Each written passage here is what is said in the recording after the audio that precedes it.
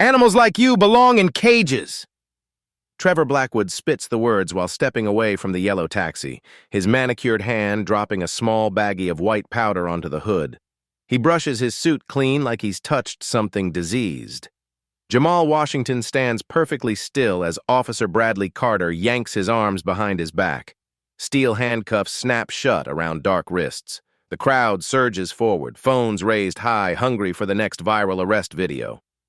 "This is what happens when we let trash drive in decent neighborhoods," Trevor announces to the cameras, his voice dripping with satisfaction. "Dealing drugs right under our noses."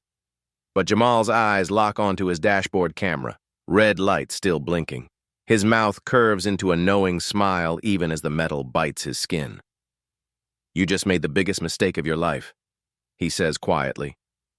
The recording keeps rolling, evidence flowing both ways. Comment below if you've been targeted. This ends differently than you think.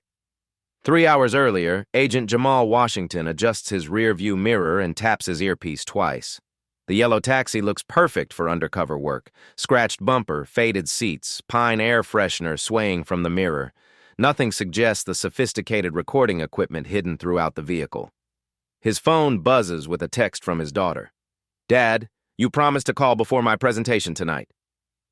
Another message follows from his FBI partner. "Target confirmed at the Metropolitan Club. Operation Greenlight in 30 minutes. Jamal's been working on financial crimes for 15 years, but this case feels different. The money laundering investigation started small. Suspicious rideshare payments, cash flowing through luxury car services. Now they're tracking $2 million moving through fake transportation accounts every month. Tonight's target owns half the scheme. Trevor Blackwood steps out of the Metropolitan Club right on schedule, checking his Rolex against the evening sky. The hedge fund manager looks every inch the privileged prince, pressed suit, perfect hair, attitude that screams entitlement from across the street. Jamal's homework reveals an ugly pattern. 3 harassment lawsuits settled quietly. Noise complaints from neighbors describing racially charged shouting matches. 2 black employees fired from Blackwood Industries after mysterious accusations of theft. Both cases dropped when the victims couldn't afford legal battles. The FBI surveillance photos tell their own story. Trevor leaves upscale restaurants, climbing into expensive cars, then visiting warehouse districts where legitimate businesses don't operate after midnight. The money trail connects to shell companies in Delaware, cryptocurrency exchanges, and real estate acquisitions that happen suspiciously fast after small business owners face sudden financial ruin. "Control to Overwatch, target approaching pickup location," crackles through Jamal's earpiece. "Maintain cover protocol. The subject may attempt evidence transfer during transport." Jamal straightens his taxi cap and pulls toward the curb. Through his side mirror, he watches Trevor examine the cab with obvious disgust, muttering something about having to ride with the help to his companion. The irony cuts deep. Here sits a 15-year federal agent with 2 commendations and a master's degree, about to be treated like hired muscle by a man who launders money for organized crime.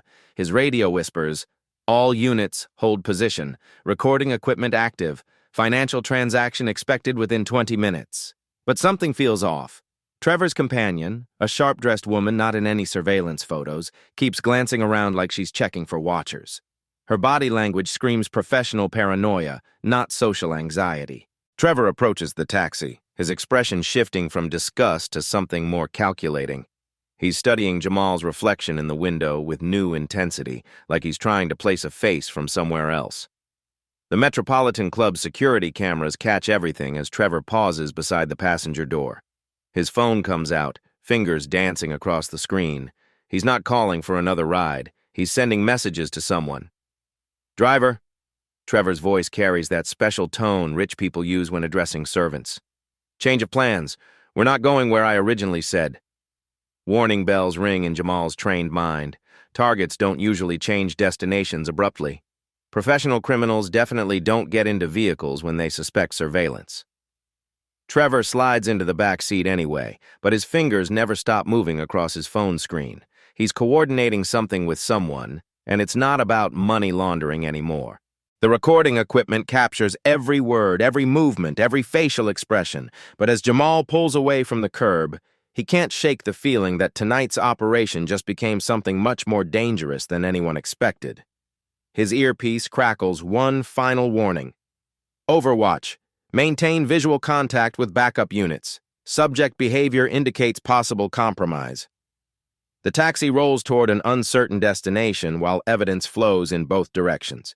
Trevor slides into the back seat, his expensive cologne immediately choking the small space. Driver, take me to the Harbor District, and make it quick. I'm not paying for a scenic tour through your people's neighborhoods. Jamal grips the steering wheel tighter but keeps his voice neutral. Yes, sir. Specific address in the Harbor District? Just drive. I'll tell you when to stop. Trevor's already on his phone, speaking loud enough for the recording equipment to catch every word. Brandon, the shipment better be clean this time. Last month's delivery had too many questions attached to it. Perfect. The FBI's surveillance team needs exactly this kind of evidence. Trevor discussing shipments with GPS coordinates and timestamps. Jamal navigates the evening traffic while his dashboard camera captures everything. Turn left here, Trevor commands without looking up from his screen. They're heading toward the warehouse district where federal agents suspect the major money transfers happen. Everything's proceeding according to plan. But as they approach a red light, Trevor's entire energy shifts. He leans forward, studying Jamal's reflection in the rearview mirror with sudden, intense focus. You know what? Pull over here, right now. Jamal's 15 years of training kick into high alert. This isn't the planned destination. Sir, the Harbor District is still... I said pull over, now. Trevor's voice has transformed from entitled to genuinely threatening. Something's gone wrong. Jamal complies, pulling into a well-lit parking area beside a shopping center where his backup units can maintain visual contact. At least he hopes they can. Trevor exits the back seat but doesn't walk away. Instead, he opens the front passenger door and his hand moves with practiced speed, sliding something under the seat. The movement is so smooth, so rehearsed, that Jamal realizes this isn't Trevor's first time planting evidence. What are you doing? Jamal demands, his hand instinctively moving toward his concealed service weapon. Just remembered I dropped something in a taxi yesterday, Trevor says, his voice now carrying a cold, dangerous edge. Funny thing about drugs, driver. They have a way of showing up in the strangest places. The words hit Jamal like ice water. This isn't about money laundering anymore. Trevor somehow identified him as law enforcement, or suspects enough to create a massive problem. Sir, I need you to step away from my vehicle immediately, Jamal says, dropping the subservient taxi driver act entirely. Trevor's smile turns predatory. Actually, I think I'll call the police instead. Report a drug dealer operating in this decent neighborhood.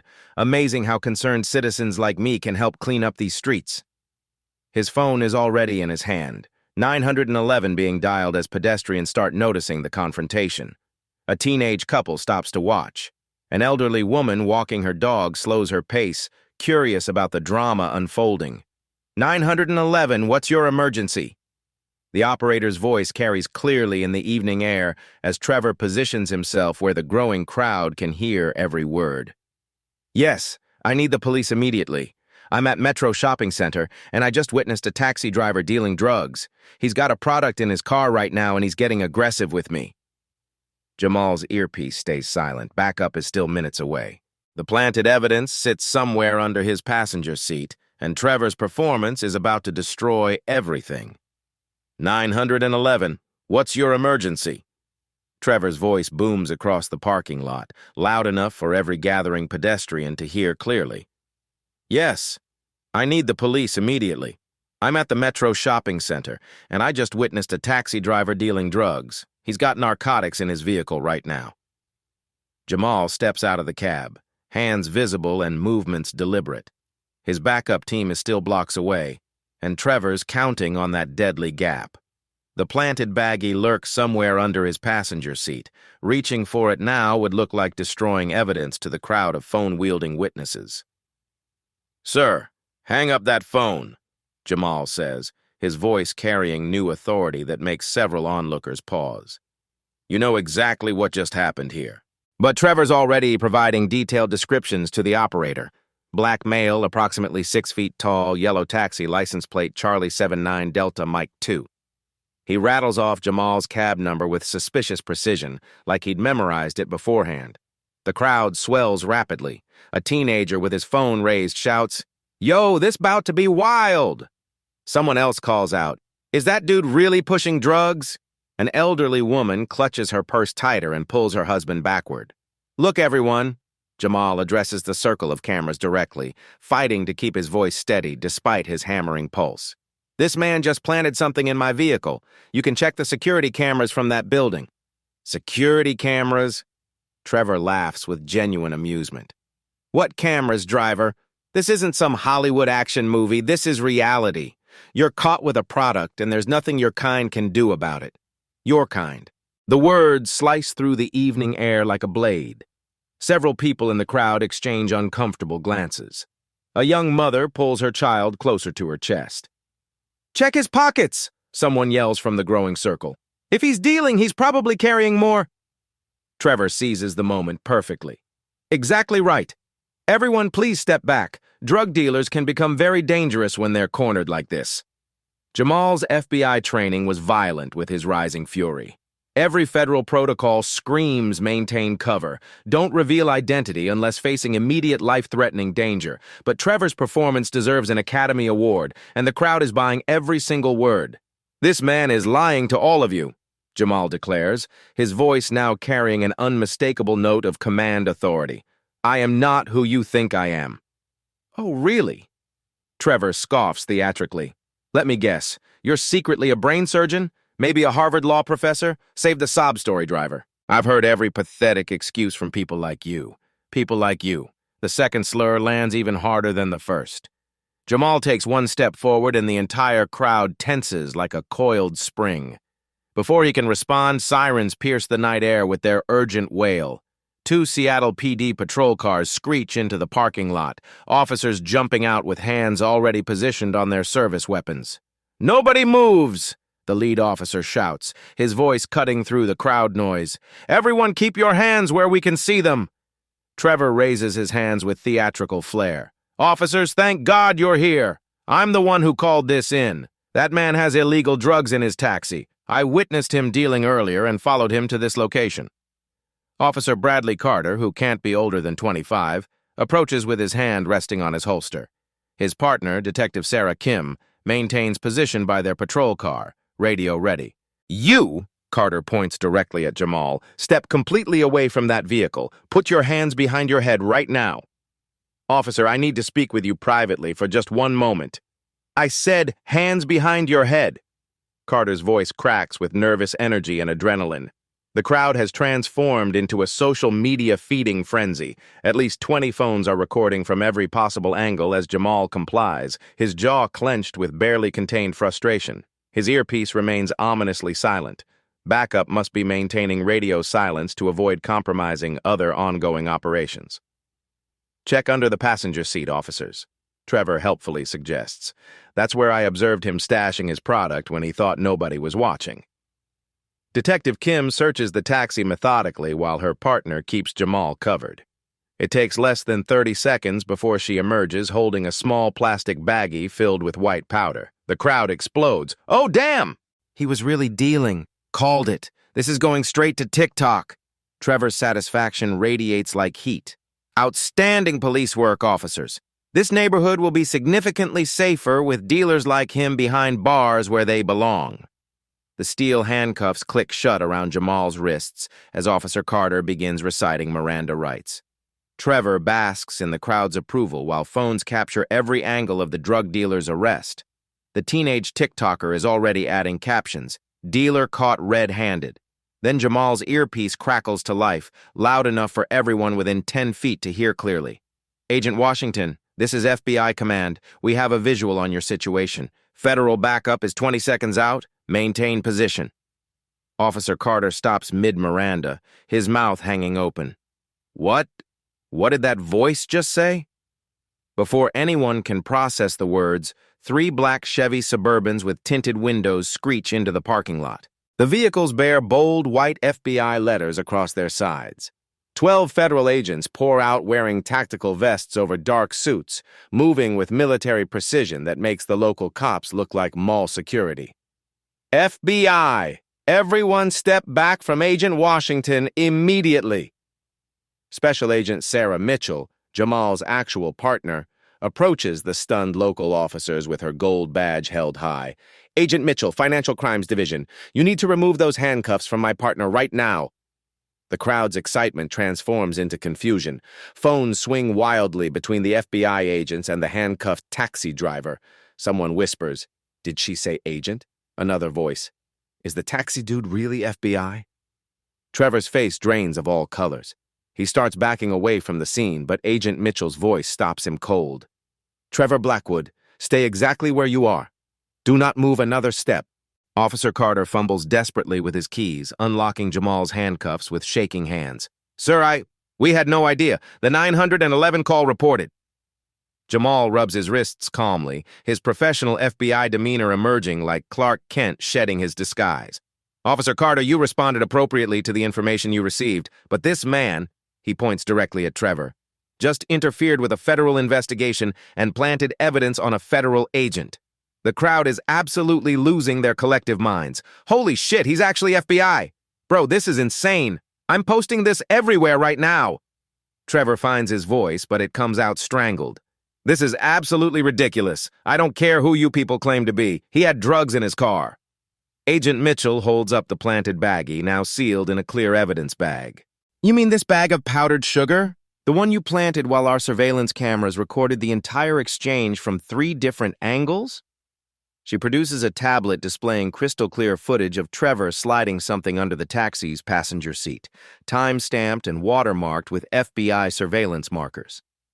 "We've been monitoring your activities for 6 months, Mr. Blackwood, money laundering specifically, but tonight you decided to add obstruction of justice, filing false police reports, and planting evidence on a federal agent to your charges." The crowd gasps collectively. Someone shouts, "He planted fake drugs!" Another voice, "This is going viral immediately. The first TikTok videos are already posting with hashtags #FakeDrugPlant and #FBITaxiDriver, trending within minutes as dozens of witnesses share their footage simultaneously." Trevor's expensive legal training kicks in desperately. "I want my attorney present." "I'm not saying another word without legal representation." Jamal steps forward, his calm authority now completely unmistakable to everyone present. "Mr. Blackwood, you just committed multiple federal felonies in front of 40 witnesses and approximately 100 recording devices. The only question now is how many years you'll be spending in federal prison." Officer Carter approaches hesitantly. "Agent Washington, sir, I am deeply sorry. I had absolutely no idea you were—" "Officer Carter, you performed your duties based on the information provided," Jamal says graciously. "This situation was not your fault in any way."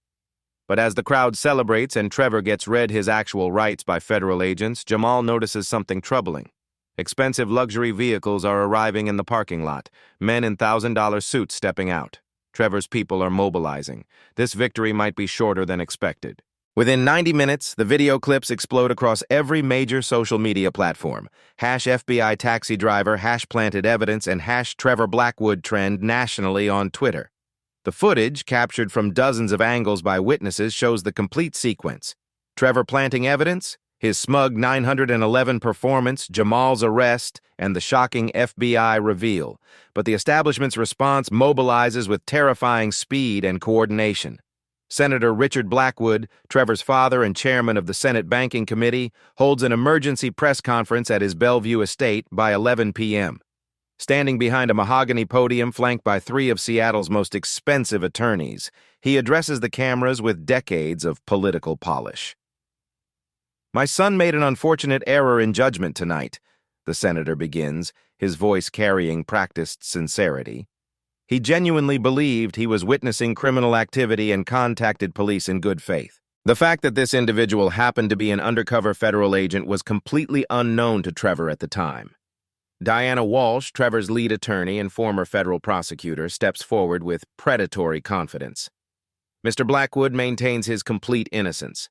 What appears to be evidence planting on these amateur cell phone videos was actually Mr. Blackwood retrieving his own personal property from the taxi, medication he had inadvertently dropped during the ride. Local news stations, many receiving substantial advertising revenue from Blackwood Industries, begin their coordinated spin immediately. King, 5 leads with FBI agent arrested in case of mistaken identity. Como 4 runs when federal undercover operations go wrong. Q13 Fox asks, did Agent Washington properly identify himself? Channel 7's evening anchor, clearly reading from prepared talking points. Serious questions are being raised tonight about FBI tactics and whether Agent Washington followed proper protocols before this situation escalated unnecessarily. But social media refuses to accept narrative manipulation. Twitter user at Seattle Justice posts, "Y'all really trying to gaslight us when we have a 4K video of this man planting drugs? The audacity is unreal. #planted evidence." A viral TikTok mashup accumulates 12 million views in 4 hours. Trevor's hand clearly placing the baggie, followed by his recorded comment, "Drugs have a way of showing up in strange places." All set to dramatic courtroom music with caption overlays breaking down each lie. Instagram influencer at Reality Check breaks it down for her too. 3 million followers. Let me understand this correctly. This billionaire's son accidentally dropped his medication that looks exactly like cocaine in a taxi, then mysteriously found it again and decided to call police instead of simply asking for it back? Make it make sense, besties. Meanwhile, the Seattle Police Department scrambles for damage control. Chief Patricia Rodriguez faces a hostile press room filled with reporters who've already seen the social media evidence. Our officers responded appropriately to a 911 call reporting suspected narcotics activity, Rodriguez states carefully. At no point during the initial response were they made aware that Mr. Washington was conducting an authorized federal operation. Investigative reporter Amanda Carter pushes back immediately. Chief Rodriguez, the body camera footage clearly shows your officer refusing to listen when Agent Washington attempted to explain the situation multiple times. Our officers are extensively trained to prioritize public safety in potentially dangerous situations. Proper identification protocols must be strictly followed during active incidents. But even the police department's carefully crafted responses can't contain the growing outrage. Officer Carter's body camera footage surfaces online, showing Jamal's calm professionalism while Trevor actively inflamed the situation with racial slurs. The hashtag #ListenToBlackMen begins trending as thousands share personal stories of authorities refusing to believe them despite clear evidence. Then Trevor's Princeton roommate breaks ranks completely. Civil rights attorney Marcus Williams posts a devastating Twitter thread. "I lived with Trevor Blackwood for 2 years at Princeton. This behavior isn't new or surprising." Thread 1/23. He details incident after incident. Trevor calling campus security on black students studying in common areas, filing false noise complaints against Latino neighbors, bragging about getting a Jamaican employee fired by planting stolen property in his locker. Trevor once told me, quote, "The beautiful thing about being people like us is that everyone always believes our word over theirs. It's like having a superpower. This FBI video is just the first time his superpower failed him. 23/23 inches major cable networks can no longer ignore the story's magnitude. CNN's Anderson Cooper leads with "When White Privilege Meets Federal Law Enforcement." MSNBC's Rachel Maddow dissects the systematic implications. This incident perfectly illustrates how quickly false accusations escalate when racial bias meets perceived authority. Even Fox News, after initially dismissing it as a liberal misunderstanding, shifts their tone when Trevor's own recorded words surface. The most damaging response comes from an unexpected source. Seattle PD's own community liaison officer, Detective James Rodriguez, posting on his verified Facebook account. "After 15 years wearing this badge, I'm exhausted watching people weaponize our uniforms for personal vendettas. What happened to Agent Washington represents everything wrong with how bias corrupts justice. Enough is enough." FBI agent Sarah Mitchell sits surrounded by 6 monitors at 3 a.m., her downtown Seattle office resembling a conspiracy theorist's evidence wall, except everything is documented, time-stamped, and verified. "Jamal, you need to see this pattern," she calls to her partner reviewing Trevor's financial records. What began as money laundering has exploded into something far more sinister. Mitchell's screen shows a timeline spanning 5 years and 37 victims. "Start here," Mitchell says, pulling up case files. January 2019. Trevor files police reports against Marcus Thompson, black Uber driver, claiming drug possession. Substance tests as baking soda. Case dismissed. Jamal leans over her shoulder. "No consequences for the false report?" "Better. 3 weeks later, Thompson's driving license gets flagged for safety violations. He loses income for 8 months fighting appeals. The next screen shows financial records. March 2019, Blackwood Capital acquires Premium Transportation Services, Thompson's former employer, at 30% below market value. He's systematically destroying people to steal their businesses, Jamal realizes.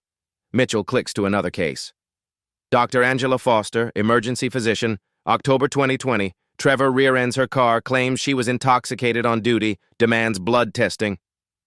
While she's working at the hospital, the blood test comes back clean, but Trevor's lawyers leak the investigation to medical boards in 3 states. Foster spends $60,000 in legal fees defending baseless accusations. Jamal's expression darkens. Her practice? Forced to sell. Blackwood Medical Properties bought her building 4 months later at 45% below value. The evidence wall reveals the scope. Mitchell's tablet displays a spreadsheet. 37 names, all people of color, all targeted using identical methods, false accusations, weaponized bureaucracy, economic pressure, then acquisition. The money laundering was just what we stumbled onto, Mitchell continues. This man has been conducting economic terrorism against minority entrepreneurs throughout the Northwest. She opens an encrypted folder. But someone's been documenting every incident.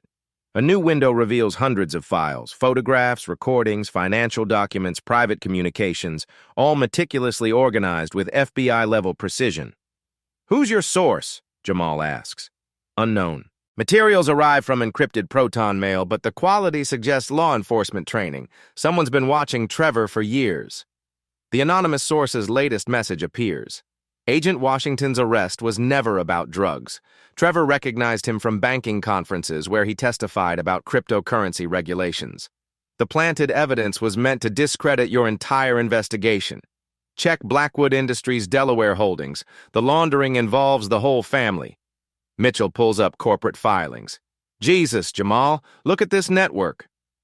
Delaware documents reveal intricate shell companies connected to Blackwood Industries. Money flows from cryptocurrency exchanges through rideshare services to real estate acquisitions, exactly their investigation's pattern. Trevor wasn't just laundering money, Jamal realizes. He was using transportation services to identify targets. Every driver who complained got investigated, harassed, or destroyed. Mitchell's phone buzzes with another anonymous message. Tonight's video changes everything. Trevor's methods are now public, but he won't surrender quietly. Research Senator Blackwood's banking committee connections. This goes much deeper than one family. FBI Director Patricia Harrison calls Jamal's direct line. Agent Washington, Trevor Blackwood's arrest has created political complications. What complications, Director? His father chairs the Senate Banking Committee that approves FBI budgets. Senator Blackwood is calling Justice Department leadership, claiming tonight reflects poor training and oversight. Jamal's stomach drops. Are we terminating the investigation?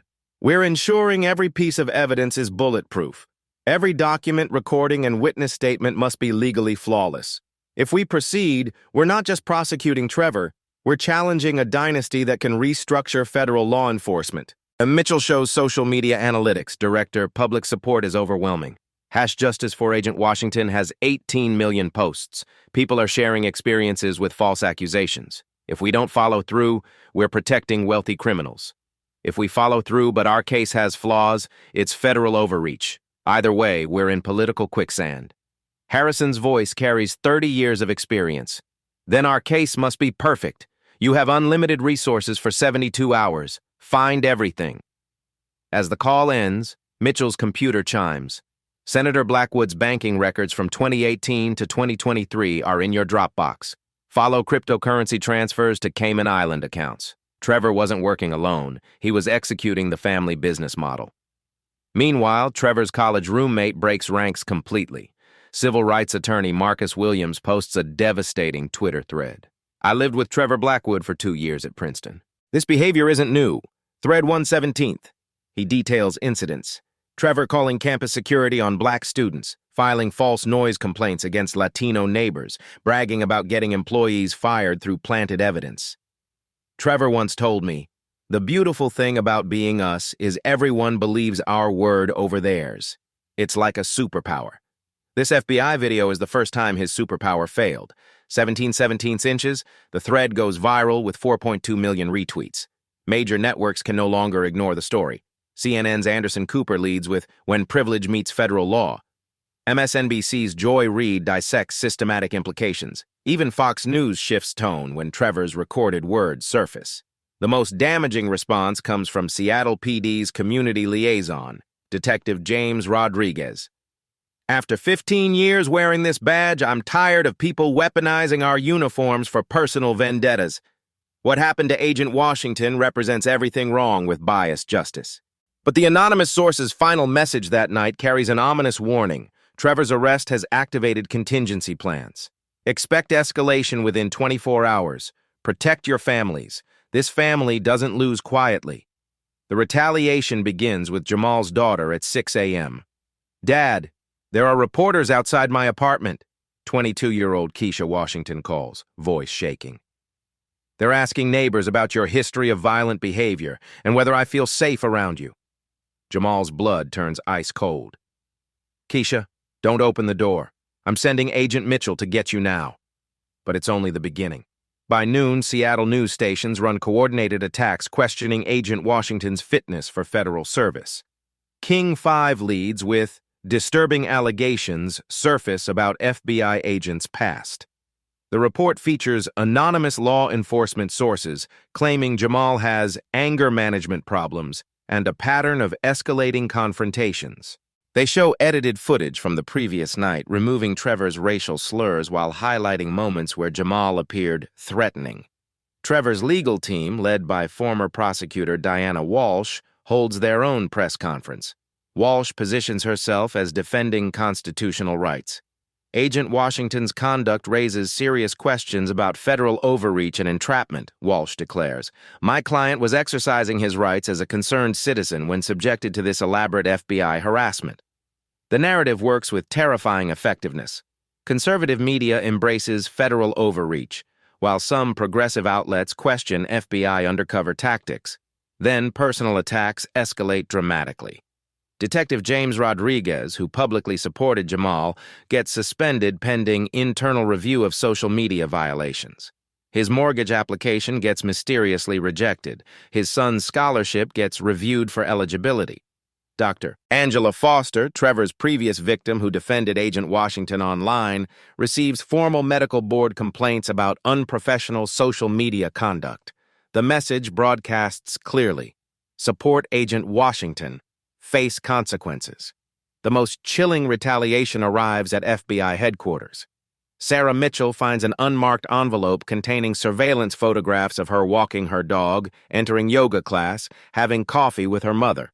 No threats written, just proof someone is watching. The anonymous source providing intelligence goes completely silent. Their encrypted account stops responding. The evidence flow documenting Trevor's victims dries up entirely. That evening, Jamal reviews his building's security footage. 3 luxury vehicles have circled his block repeatedly. Professional surveillance, but not federal. He knows his agency's methods. His phone rings at 11 p.m. Unknown number. "Agent Washington?" The voice is electronically distorted. "You need to terminate this investigation immediately. Who is this?" "Someone who knows how deep this reaches. Trevor Blackwood is protected by people with unimaginable resources. Your daughter Keisha is brilliant, by the way. Harvard Law, correct? Such a promising future ahead." The line dies. Jamal immediately calls FBI security, but psychological damage is done. They're not just attacking his reputation, they're threatening his family. Morning brings worse news. Director Harrison calls an emergency meeting. "Agent Washington, I need to discuss reassignment options." Reassignment. Senator Blackwood has filed complaints with the Justice Department, Inspector General, and Senate Judiciary Committee. He's demanding investigation of your conduct and our entire undercover program. Sarah Mitchell interrupts. "Director, evidence against Trevor is overwhelming. Political pressure can't. Evidence is being challenged. Trevor's team claims surveillance footage was digitally altered. They're bringing forensic experts from 3 universities. They're questioning the chain of custody on everything." Jamal feels the walls closing. "So they destroy everything?" "They're trying. Meanwhile, your safety and family's safety are compromised. I can offer protective custody and transfer to the Phoenix field office. The offer hangs like defeat. Jamal would be safe, but Trevor would win. Systematic targeting of dozens would continue. Money laundering would continue. Weaponized false accusations would destroy more lives. If I take the transfer, Trevor walks free, Jamal states. If you stay and our case has any flaws, it becomes a federal government overreach against successful businessmen. The media will destroy FBI credibility nationwide. Director Harrison's voice carries decades of experience. This isn't just about justice anymore, it's about institutional survival. His phone buzzes with a message from the silent, anonymous source. Don't give up. Game changer drops tomorrow morning. Trust the process. But sitting in that conference room, watching his career crumble under coordinated attack while his family faces threats, Jamal wonders if any evidence could be worth this price. Outside, Seattle continues its routine, unaware that justice hangs by the thinnest thread. The choice looms: abandon everything for safety or risk losing everything for truth. The breakthrough comes from an impossible source, Trevor Blackwood's own mother. At 8 a.m., Margaret Blackwood, 67, arrives at FBI headquarters in a simple black Toyota, not the family's usual fleet of luxury vehicles. Dressed in understated elegance, she carries herself with old money dignity and the weariness of someone watching her family's legacy crumble. "I need to speak with Agent Washington immediately," she tells the receptionist. "I believe my son has committed serious federal crimes and I have evidence to prove it." Sarah Mitchell conducts the initial interview while Jamal observes through one-way glass. Margaret's story unfolds like a confession decades in the making. "I've been documenting Trevor's behavior since he was 16, Margaret begins, placing a thick leather folder on the table. "My husband, the senator, always dismissed it as boys being boys. But what Trevor does isn't normal teenage behavior. It's systematic cruelty. The folder contains handwritten logs, photographs, even audio recordings. Margaret had been secretly recording her own son's conversations for years, horrified by his escalating racist targeting. "The anonymous source who's been helping your investigation?" Margaret's voice barely rises above a whisper. "That was me." Sarah's eyes widened.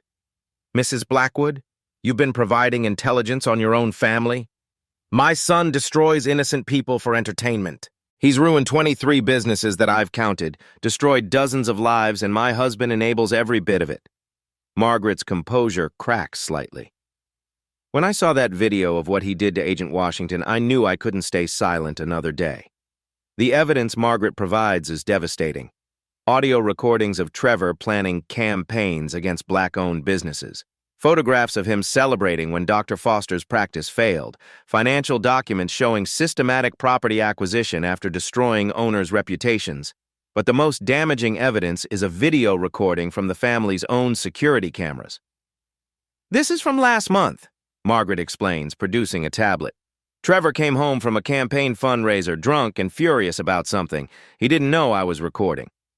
The video shows Trevor in Senator Blackwood's study on speakerphone with someone identified as Diana, his current attorney.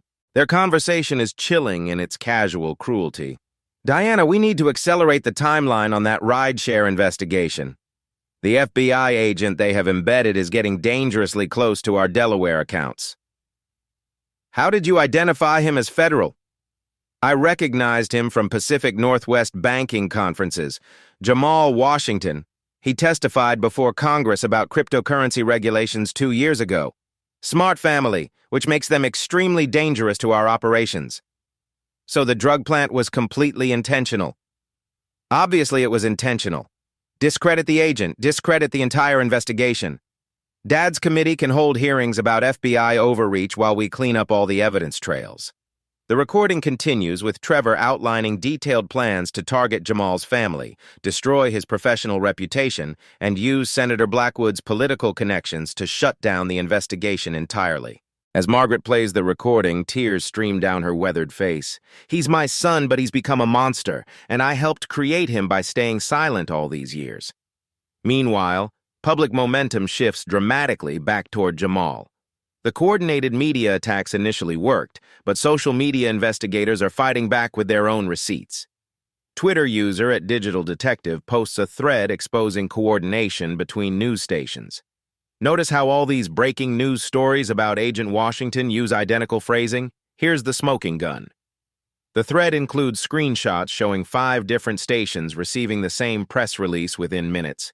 The thread goes viral with 8.7 million views as citizens conduct their own investigation into media manipulation. TikTok creator at Seattle Truth breaks down the timeline. Let me show y'all exactly how rich people buy their way out of consequences. Her video demonstrates how Blackwood Industries' advertising dollars correlate directly with negative Agent Washington coverage.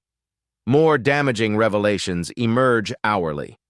Trevor's Princeton roommate, civil rights attorney Marcus Williams, appears on CNN with Anderson Cooper. Trevor once showed me a notebook where he kept scores of people he'd destroyed. He called it his trophy collection. Black students, Latino workers, Asian business owners, anyone he considered beneath him. He treated human destruction like a video game. The most powerful support comes from Trevor's previous victims. Dr. Angela Foster appears on MSNBC, flanked by 6 other professionals Trevor had systematically targeted over the years. We stayed silent because who would believe us over a senator's son? Dr. Foster explains. But Agent Washington's video proves we were telling the truth all along. This man is a serial predator who weaponizes racism for profit. One by one, they share their stories. The Uber driver was forced into bankruptcy. The restaurant owner whose health permits got mysteriously revoked. The construction contractor whose safety certifications vanished overnight. Each story follows Trevor's identical pattern: false accusations, bureaucratic harassment, economic destruction, then acquisition of their assets at basement prices. The hashtag #TrevorBlackwood victims trends worldwide as more people share their experiences with systematic racism disguised as legitimate business practices. But Margaret Blackwood's final revelation changes everything completely. There's something else, she tells Jamal and Sarah in their secure interview room. Trevor doesn't work alone. He's part of a network, wealthy families throughout the Pacific Northwest who coordinate these campaigns. They call themselves the Heritage Club. She produces a membership directory containing names that make both FBI agents' blood run cold. Tech billionaires, real estate moguls, political donors, dozens of powerful families systematically targeting minority communities for economic destruction. Agent Washington, your case isn't about one criminal. It's about exposing an entire shadow economy built on weaponized racism. The game just changed completely. Within hours of Margaret Blackwood's revelations hitting social media, Seattle transforms into a national movement epicenter. The Heritage Club membership list, leaked by Margaret herself, ignites protests across 3 states. By 6 a.m., #Heritage Club Exposed dominates trending topics. The coordinated network of wealthy families systematically targeting minority businesses isn't just Trevor's racism. It's organized economic terrorism spanning decades. Pioneer Square fills with thousands by sunrise. Signs read, "Weaponized wealth kills dreams," and "Justice for Jamal." The crowd represents every community Trevor's network attacked. Black taxi drivers, Latino contractors, Asian restaurant owners, indigenous artisans. Dr. Angela Foster takes the makeshift stage, her voice carrying through portable speakers. They thought we'd stay silent forever. They thought shame would keep us isolated. But Agent Washington's courage showed us we're not alone. The crowd roars as she continues. Every family they destroyed, every dream they crushed, we remember everything. Today we fight back. Instagram live streams multiply exponentially. TikTok influencer at Seattle Rising broadcast to 2.3 million followers. Y'all, this is history happening right now. These people have terrorized communities for years and finally got exposed. Protests spread virally across social media. Within 6 hours, solidarity demonstrations emerged in Portland, San Francisco, Los Angeles, Phoenix. Each city reveals Heritage Club victims sharing stories publicly for the first time. Portland tech worker David Carter describes how Heritage Club member Jonathan Pierce destroyed his startup through false IP claims, then acquired his patents for pennies. San Francisco's Maria Rodriguez details how Heritage Club real estate mogul Catherine Whitman used fabricated health violations to close her restaurant, then purchased the building at foreclosure. The pattern is identical everywhere. Wealthy families using racism as a business strategy. The most powerful moment comes from Senator Blackwood's own staff. Communications Director Jennifer Walsh posts on Twitter, "I can't stay silent. Here are the senator's private emails coordinating with Heritage Club members to target specific businesses for regulatory pressure. Leaked emails reveal systematic coordination between Heritage Club families and politicians. Banking committee members pressuring regulators to investigate minority businesses. City council members fast-tracking Heritage Club permits while delaying competitors. Live streams capture protesters realizing the scope. Someone shouts, "This isn't just Seattle, they're doing this everywhere." The crowd's energy shifts from anger to determination. Hashtag activism explodes beyond social media into action. Boycott Heritage Businesses targets every connected company. Stock prices for Heritage Club public companies plummet as investors distance themselves. By evening, economic pressure becomes undeniable. 3 Heritage Club companies issue statements condemning discriminatory practices and announcing comprehensive internal reviews. But protesters aren't satisfied with corporate doublespeak. Marcus Thompson, the Uber driver Trevor targeted in 2019, addresses the evening crowd. "They destroyed my livelihood, my credit, my family's stability. Apologies don't pay rent or restore lost years. We demand prosecutions, not press releases." The crowd chants, "Prosecute, prosecute, prosecute." The national media can no longer ignore the magnitude. CNN dispatches teams to all protest cities. MSNBC dedicates prime time to Heritage Club revelations. Even Fox News acknowledges serious allegations requiring investigation. Pressure reaches Washington by midnight. Senate Majority Leader calls for immediate banking committee hearings.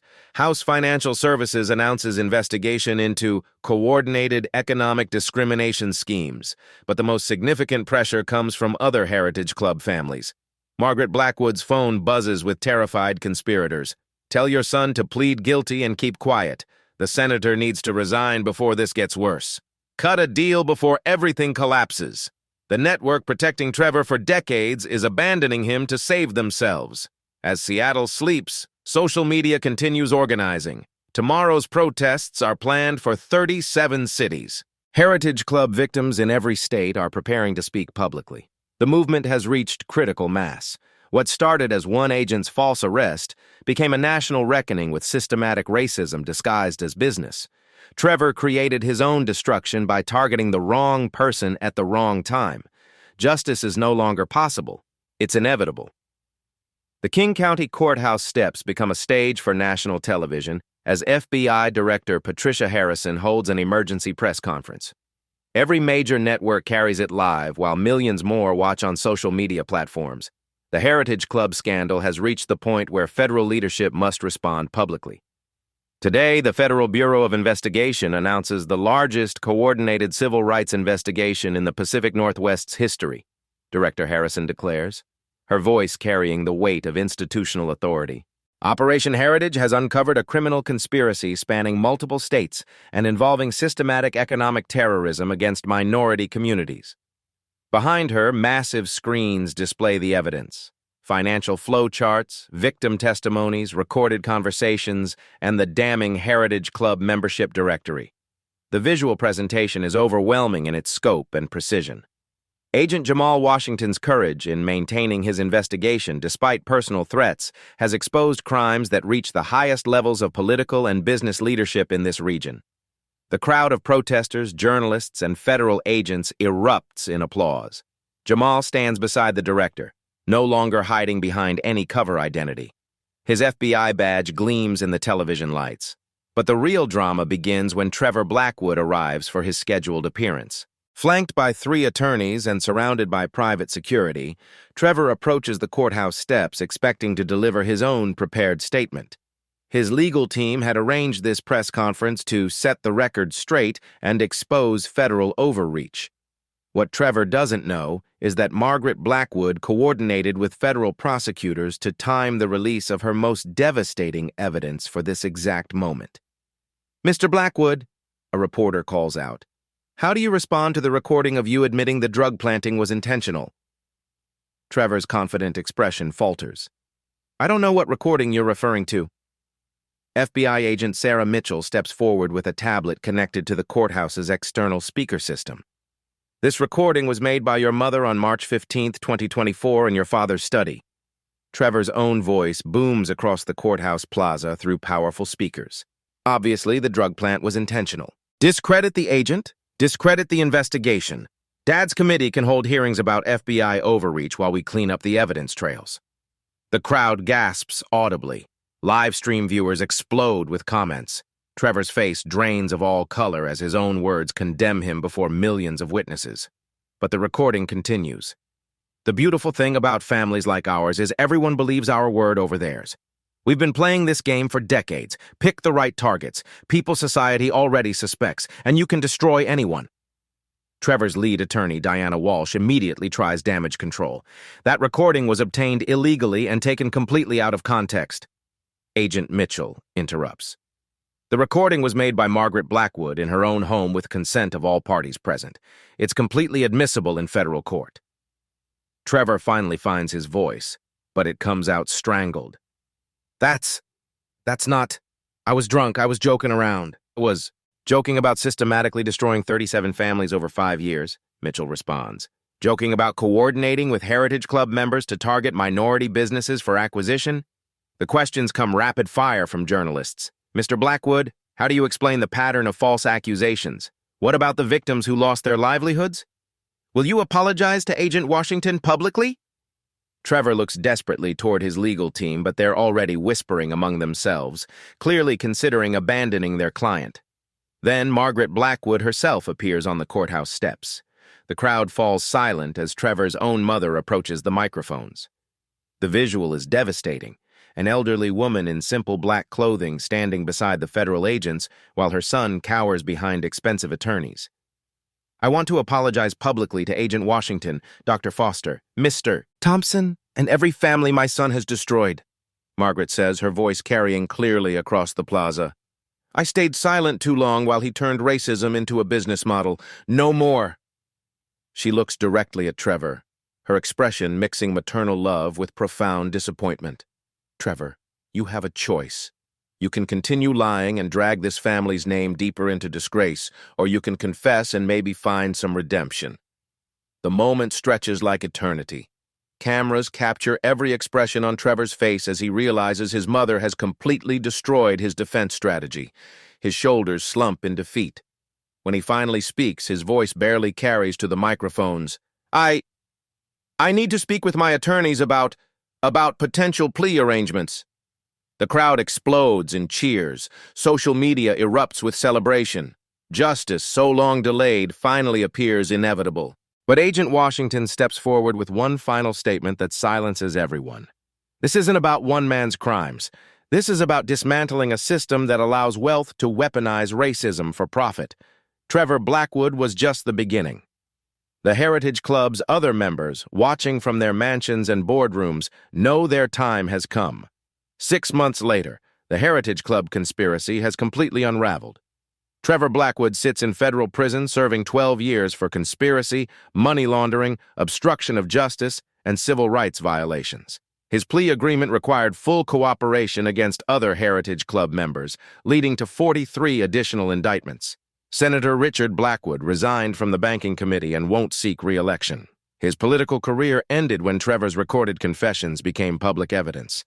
The family fortune faces hundreds of millions in civil lawsuit settlements. Margaret Blackwood testified before Congress about Heritage Club operations, leading to new federal legislation requiring disclosure of coordinated business targeting schemes. She donated the family estate to create a foundation supporting minority-owned businesses. Dr. Angela Foster reopened her medical practice with victim compensation funding. Marcus Thompson launched a successful transportation company. Dozens of Heritage Club victims received financial restitution and public vindication. Agent Jamal Washington received the FBI Medal of Valor for maintaining his investigation despite personal threats. He now leads the Bureau's new Economic Civil Rights Division, investigating coordinated discrimination schemes nationwide. Heritage Club networks operated in 12 major cities, investigators discovered. All followed Trevor's playbook. Weaponized false accusations followed by asset acquisition. Federal task forces continued dismantling these operations. 3 Heritage Club members committed suicide rather than face prosecution. 17 fled to countries without extradition treaties. The remainder await trial or have been sentenced. Seattle's minority business community experienced unprecedented growth as discriminatory barriers were removed and victims received compensation. The city passed ordinances requiring investigation of coordinated complaints against minority-owned businesses. But the most lasting change is cultural. Heritage Club Exposed evolved into a permanent movement monitoring wealthy families targeting vulnerable communities. Social media vigilance prevents similar conspiracies from operating in darkness. Jamal's daughter Keisha graduated Harvard Law and now works as a federal prosecutor specializing in civil rights cases. She credits her father's courage with inspiring her career choice. The final victory came when Trevor's former Princeton roommate, Marcus Williams, won election as Seattle's first black mayor on a platform of economic justice. Trevor's attempt to destroy one FBI agent through racist, false accusations ultimately exposed and dismantled a decades-long criminal conspiracy that had destroyed hundreds of families. Sometimes justice requires patience, sometimes courage, but it always requires someone willing to fight when fighting seems impossible.